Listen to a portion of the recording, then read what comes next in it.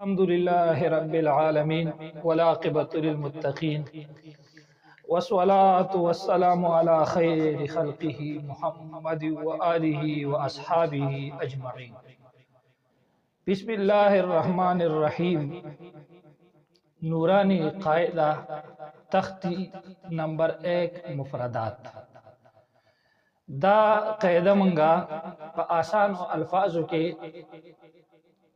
د عوامو رونو د پارا د یوټیوب پلارا او د غرنګي د فیسبوک په پاڼه باندې د ریکارډ کو کچا زمونږه اولنی درسونه نی اوریدلی زمونږه یوټیوب چینل هغه سبسکرایب کې د بیل آیکان هغه دباو کې د دې لپاره چې زمونږ نوی درسونه هغه تاسو ته درځي ان شاء الله په دې چینل باندې به تاسو مختلف درسونه هغه اورئ او مقصد د دې قاعده دا دی مونږ غواړو چې تاسو الفاظ ټیک شي تاسو مونږ صحیح شي او د غرنګي تاسو قران کریم ویل دغه قراءت دا ټیک شي. الله تعالی دې وکي چې د الله تعالی زمونږ د پاره د خپل رضا سبب وګرځي. راځو خپل سبق ته. نننې سبق دی لام. دا د کوم ځای نه ادا کیږي؟ د جبې سر او مخامخ اړخ. ګوره دا د جبې سر دی او دا د جبې مخامخ اړخ دی. دا یو اړخ دی او دا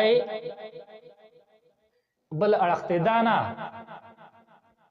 دا د جبې سر او د غرنګي د جبې اړخ په دوه اړخونو کې ار یو اړخ چی.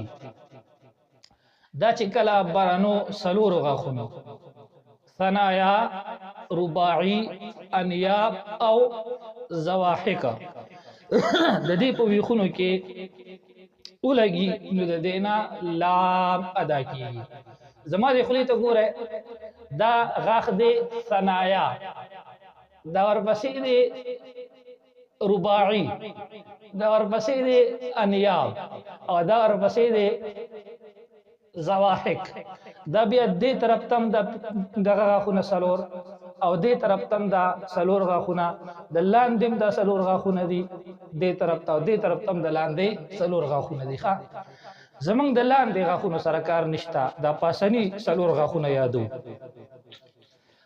نو کله چې د جبې سر او مخامخ اړخ د دغه سلور غاخونو د ویخونو سره اولګي نو د دینا لام ادا کیږي. ورپسې حرف دی میم.